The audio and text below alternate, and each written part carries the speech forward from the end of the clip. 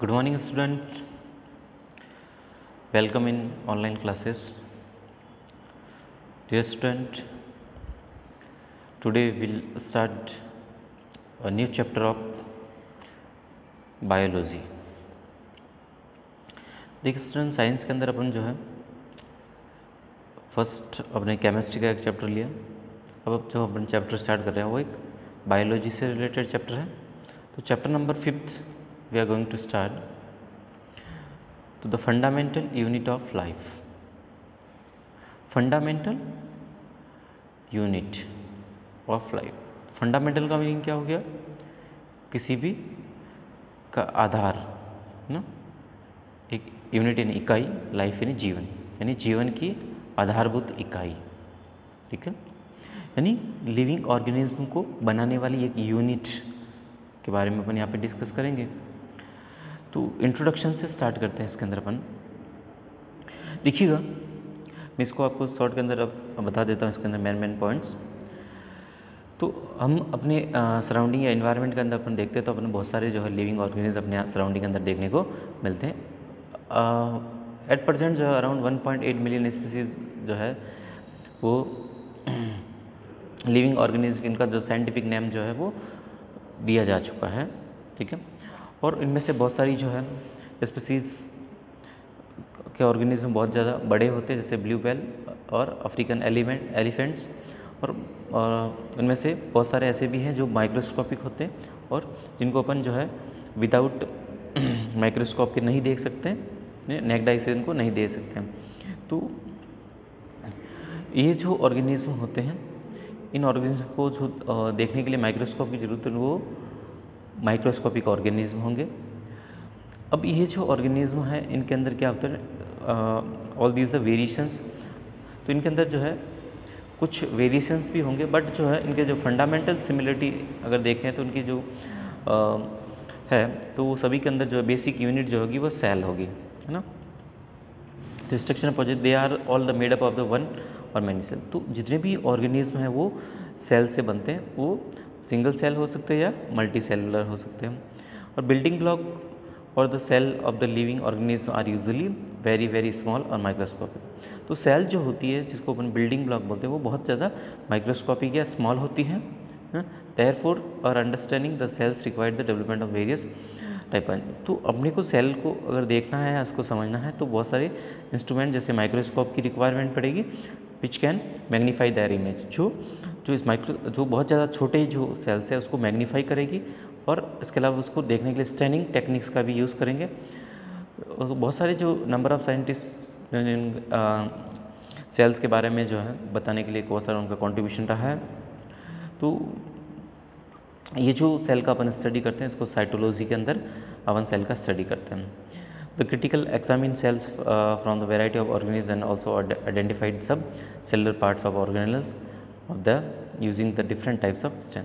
तो सेल्स के अंदर अलग अलग जो सेल ऑर्गेनल्स है उनको देखने के लिए आपको जो है अलग अलग टाइप के डिफरेंट टाइप के स्टेन्स आते हैं।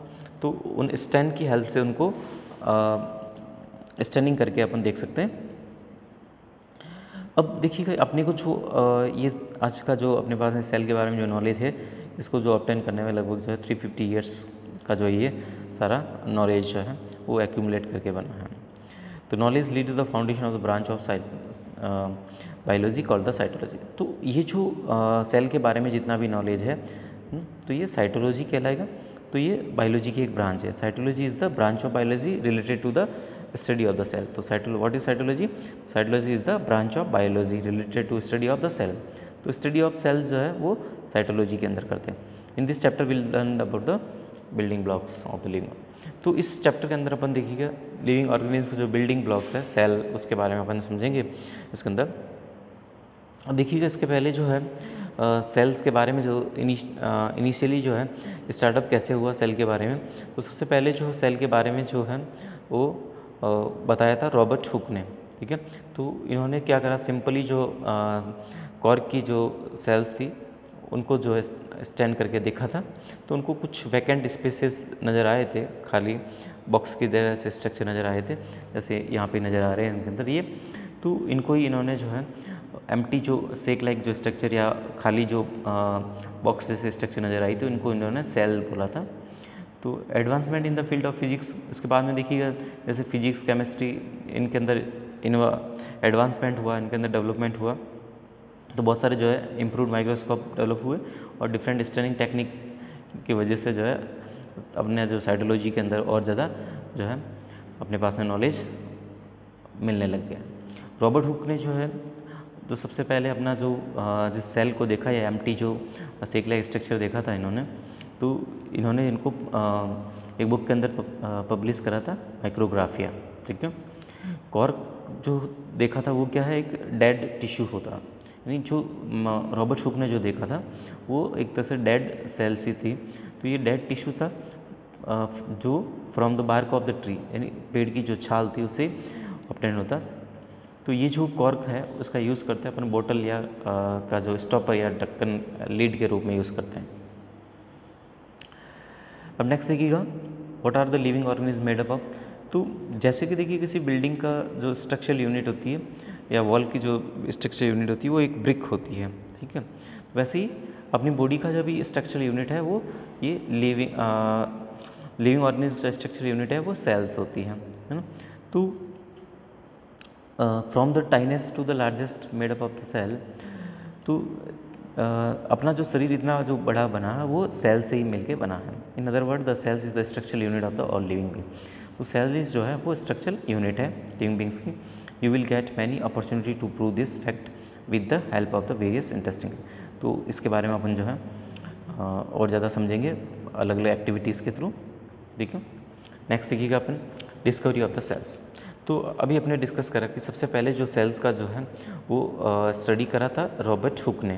तो इन्होंने जो है एक कॉर्क का जो स्लाइस लिया, उसके अंदर जो है कुछ कंपार्टमेंट लाइक स्ट्रक्चर इन्होंने ऑब्जर्व करा।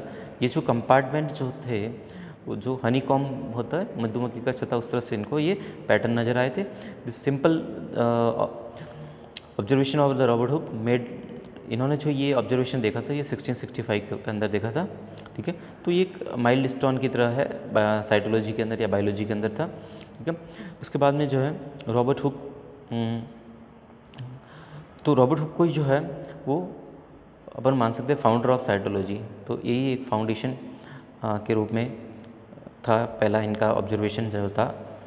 ही use the term cells for the compartment. तो रॉबर्ट हुक ने जो ये खाली जो कंपार्टमेंट देखे थे इसके लिए इन्होंने जो टर्म यूज़ कर रहा था वो था सेल। ठीक है, तो एक्चुअली जो सेल जो है वो एक लैटिन वर्ड है जिसका मीनिंग होता है लिटिल रूम, है ना। The word cell to the describe the structure unit of the living organism is use till this day. तो आज भी जो है अपन इसी सेल का यूज़ करते हैं। Robert Hooke was the first to prove that the living things consist separate unit. तो रॉबर्ट हुक ने जो है सबसे पहले यही प्रूव करा था कि the living things consist the separate, यानी लिविंग थिंग्स के अंदर है ये ऐसी बहुत सारी जो है सेल्स होती है जो सेपरेट सेल्स होती हैं। Numerous other scientist later made a significance discovery which and this is the cytology. तो इसके बाद में बहुत सारे जो है साइंटिस्टों ने जो है सेल से रिलेटेड स्टडी करा। नेक्स्ट देखिएगा, डू यू नो कि देखिए invention of the magnification glass led the foundation of the word of the microscope. तो मैग्नीफाई ग्लास का जो इन्वेंशन जो है वो माइक्रोस्कोप के लिए जो है वो एक बहुत बड़ा इन्वेंशन था। इसके बाद में जो है in 1609 Galileo perfected the first device known as the microscope. तो गैलीलियो ने जो है सबसे पहले माइक्रोस्कोप बनाया था। Concept of the common compound microscope was the develop by the Janssen and H Lippershey. ठीक है, तो इन्होंने जो है कंपाउंड माइक्रोस्कोप बनाया। आगे अपन कंपाउंड माइक्रोस्कोप का स्टडी करेंगे। Next discovery related to cells के अंदर देखिएगा, सबसे पहले रॉबर्ट हुक ने जो है वो फर्स्ट टाइम ऑब्जर्व करा था सेल्स को in a thin slice of the cork, है ना, जिसको सेल टर्म नाम दिया। एंटोनी वॉन लीवेनहुक ने जो है सबसे पहले लिविंग सेल्स को ऑब्जर्व करा था in the drop of pond water with the help of improved microscope, है ना।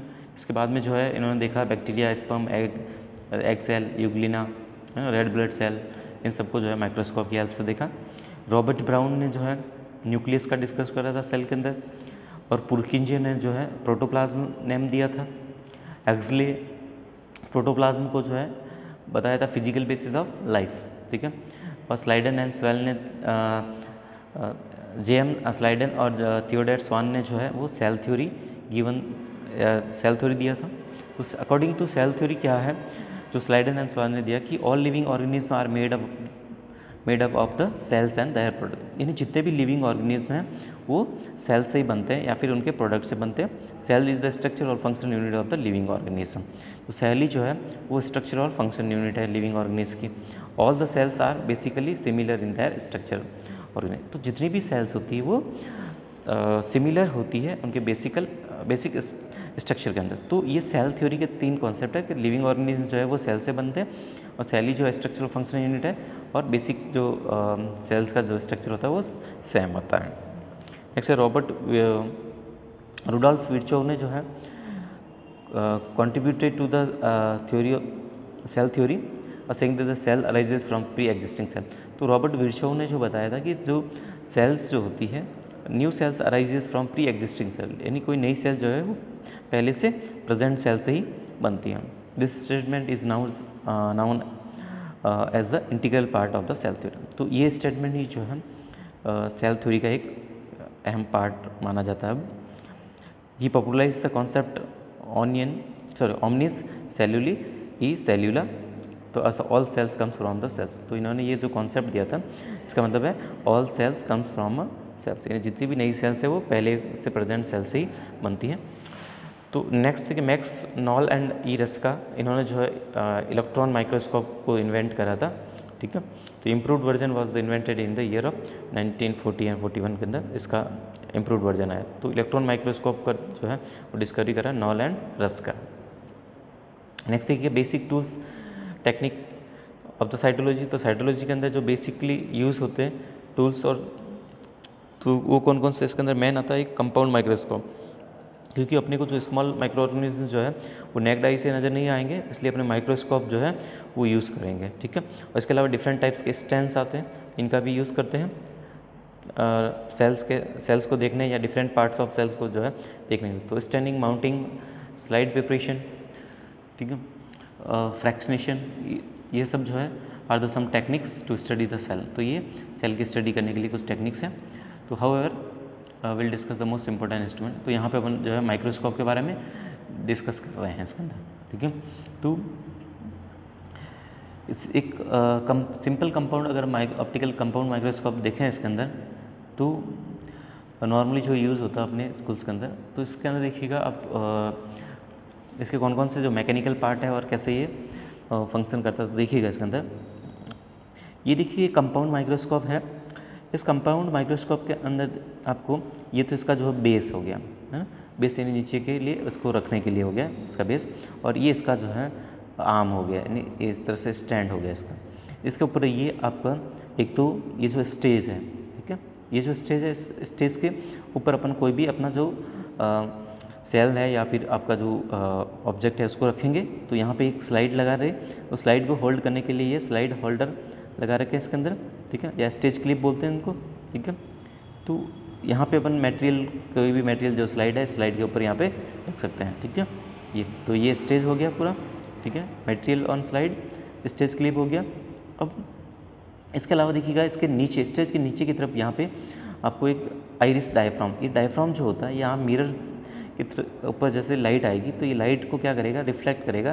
तो इस आइरिस के थ्रू होता हुआ ये इसके नीचे से होता हुआ इस स्लाइड के अंदर, तो यहाँ स्टेज के नीचे हॉल होगा, तो इसमें से होता हुआ ये लाइट जो है इस आपके ऑब्जेक्ट के अंदर, ऑब्जेक्ट तक आएगी। तो ये जो आइरिस है इस लाइट को जो है वो फोकस करता है इस आपके ऑब्जेक्ट के ऊपर, और ये मिरर क्या करेगा, जो लाइट आएगी इसको रिफ्लेक्ट करके इस आइरिस की तरफ भेजेगा। तो इस तरह से ये लाइट जो है यहाँ से आती है, यहाँ से टकरा के इससे ऐसे ऊपर की ओर आएगी, ठीक है। अब इसके साथ में देखिए ये जो आर्म है, इस आर्म के साथ में ये जो अटैच है, ये पूरा एक ट्यूब है। इस ट्यूब के ऊपर की तरफ जो आपका एक लेंस रहेगा जो आपकी आँख की तरफ रहेगा, ठीक है। तो ये आईपीस लेंस हो जाएगा। इसके जस्ट अपोजिट में जो लेंस होगा वो ऑब्जेक्टिव लेंस होगा, तो लोअर पावर का ये ऑब्जेक्टिव लेंस होगा, ठीक है।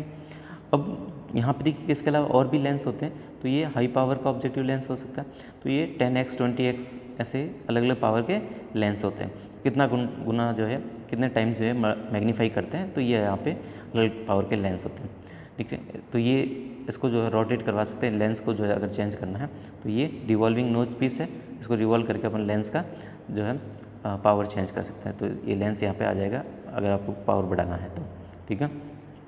अब देखिएगा यहाँ पे ये दो आपको यहाँ पे दो नोब दे रखी है इसके अंदर, तो एक तो ये बड़ा वाला जो नोब है इसके अंदर ये कोरस एडजस्टमेंट के लिए। अगर आपको जो है ये लेंस का जो ऑब्जेक्ट से डिस्टेंस को कम ज़्यादा करना है तो कोरस एडजस्टमेंट से जो ज़्यादा, अगर बहुत ज़्यादा करना है ऊपर नीचे तो ये कोरस एडजस्टमेंट से करेंगे, और अगर थोड़ा सा अगर ऊपर नीचे करना है इसको, ठीक है, उसके फोकस पॉइंट को अगर सेट करना है तो फाइन एडजस्टमेंट के द्वारा करेंगे, ठीक है। तो इस तरह से ये पूरे एक कंपाउंड माइक्रोस्कोप के जो है ये मैकेनिकल पार्ट हो जाते हैं इसके अंदर, ठीक है। तो इसके अंदर आपको एक 1 बाय 1 पूरा जो मैकेनिकल पार्ट आपको दिया, जो मैंने आपको यहाँ पे भी समझाया है। तो ये पूरे इसके अंदर मैकेनिकल पार्ट्स हो गए हैं, ठीक है। अब नेक्स्ट देखिएगा इसके अंदर, इसमें देखिए कि एक स्टूडेंट ऑप्टिकल पार्ट्स के अंदर देखिए लेंसेज होते हैं, तो लेंसेज और मिरर दो चीज़ें। तो लेंसेज के बारे में मैंने आपको बताया कि लेंस दो टाइप होता है, एक तो आई पीस लेंस जो आपकी आँख के पास में रहेगा, और दूसरा ऑब्जेक्टिव लेंस जो आपको ऑब्जेक्ट की तरफ रहेगा, ठीक है। तो आई पीस लेंस जो है वो 10x या 15x टाइप के हो सकते हैं, यानी और 10x 40x और 45x के भी जो है ये यूज़ होते हैं ऑब्जेक्टिव लेंस के। तो आई पीस जो है वो 10 और 15x होगा, ठीक है, और ऑब्जेक्टिव लेंस जो है 10x 40x 45x के हो सकते हैं, ठीक है। तो ये एक्चुअली जो है पावर ऑफ मैग्नीफिकेशन को शो करता है of a compound microscope is the product of the powers of the eyepiece and the objective lens. तो ये मैग्नीफिकेशन जो x जो यहाँ पे वो मैग्नीफिकेशन की पावर को बता रहा है, यानी कितना गुना ये मैग्नीफाई करेगा, ठीक है। नेक्स्ट है इसके अंदर मिरर होता है, तो मिरर इसके अंदर जो यूज़ करते हैं अपन इसके अंदर, तो हेड प्लेन मिरर होता है ना, जिसके ऊपर वन साइड जो है माउंटेड होता है, on its one side is the concave mirror on the other side. तो it has the plane mirror mounted on its one side and a concave mirror on the other side. This mirror are used to the reflect the light. तो ये जो concave mirror होगा, sorry, तो ये concave mirror जो है ये light को क्या करेगा, रिफ्लेक्ट करेगा, ठीक है, और आइरिस की तरफ भेजेगा। तो अगर अपन जो किसी ऑब्जेक्ट को देखना तो सफिशिएंट लाइट का जो है रिक्वायरमेंट होगा, तो ये इसको रिफ्लेक्ट करके भेज देगा आपको, ठीक है। और डू यू नो के अंदर देखिए resolving power, the ability of optical system to distinguish the two close point to separate the point is called the resolving power। देखिए रिजॉल्विंग पावर का मतलब ये हो गया कि अगर अपन कोई भी दो पॉइंट है, सपोज ये कोई क्लोजली दो पॉइंट है बिल्कुल पास पास में, अगर तो अगर अपन इसको माइक्रोस्कोप में देखेंगे तो ये आपको दूर दिखेंगे, तो जितना ज़्यादा रिजोल्यूशन पावर होगा उतना उनके बीच में जो है वो डिस्टेंस दिखेगी आपको, ये पॉइंट आपको सेपरेट नज़र आएंगे, ठीक है। तो ये रिजॉल्विंग पावर हो जाता है। ये डिपेंड करता है वेवलेंथ पे और न्यूमेरिकल अपर्चर ऑफ द जो है ऑब्जेक्टिव लेंस, यानी कितने एक्स का लेंस है और वेवलेंथ कितनी है लाइट की, इस पर डिपेंड करेगा। नेक्स्ट देखिएगा मैग्नीफिकेशन जो है, it is a power of an optical instrument to enlarge an object, यानी ऑप्टिकल इंस्ट्रूमेंट का पावर है टू एनलार्ज ऑब्जेक्ट, ऑब्जेक्ट को एनलार्ज करने का। It is the ratio of the linear dimension of the final image to the linear dimension of the object. तो image और object के बीच में जो है कितना जो है डिफरेंस आ रहा है वो आपको यहाँ पे मैग्नीफिकेशन के फॉर्म में आपको शो करता है, ठीक है। तो best quality compound microscope can provide the magnification of only 1000x, यानी सबसे अच्छा अगर माइक्रोस्कोप है तो 1000x यानी 1000 गुना जो है वो मैग्नीफिकेशन दे सकते हैं। तो इसमें 10x जो है आई पीस लेंस होगा और 100x जो है वो ऑब्जेक्टिव लेंस होगा, ठीक है। Therefore, several component of the cells cannot be observed under the microscope। अब सेल्स के बहुत सारे कंपोनेंट्स जो है वो कंपाउंड माइक्रोस्कोप के थ्रू आपको नज़र नहीं आएगा, तो इसके लिए जो है आपको अल्ट्रा स्ट्रक्चर को देखने के लिए इलेक्ट्रॉन माइक्रोस्कोप का यूज़ करेंगे, ठीक है। तो यहाँ पे अब नेक्स्ट एक्टिविटी है वो अपन नेक्स्ट क्लास में डिस्कस करेंगे। अब देखिएगा स्टूडेंट, आज के लिए आपका जो होमवर्क है ये आपका होमवर्क ये होगा, आपको ये जो कंपाउंड माइक्रोस्कोप है, कंपाउंड माइक्रोस्कोप, इस कंपाउंड माइक्रोस्कोप का पूरा जो है एक तो ड्राइंग बनाना है ना, और इसके जो सारे मैकेनिकल पार्ट्स आपको दे रखे हैं, इन मैकेनिकल पार्ट्स को आपको राइट डाउन करना है। आपके जो प्रैक्टिकल नोटबुक है, पूरे आपको ये सारे जो पार्ट्स इसके अंदर दे रखे हैं कंप्लीट, ठीक है, ऑप्टिकल पार्ट्स इंक्लूडिंग, ठीक है। तो यहाँ तक जो है आपका ये पूरा होमवर्क होगा, इसको आपको प्रैक्टिकल नोटबुक के अंदर राइट डाउन करना है और कंपाउंड माइक्रोस्कोप का ड्राइंग भी करना है आपको। तो ये ड्राइंग आपके लिए हो जाएगा, तो ये आपके लिए होमवर्क होगा। Thank you.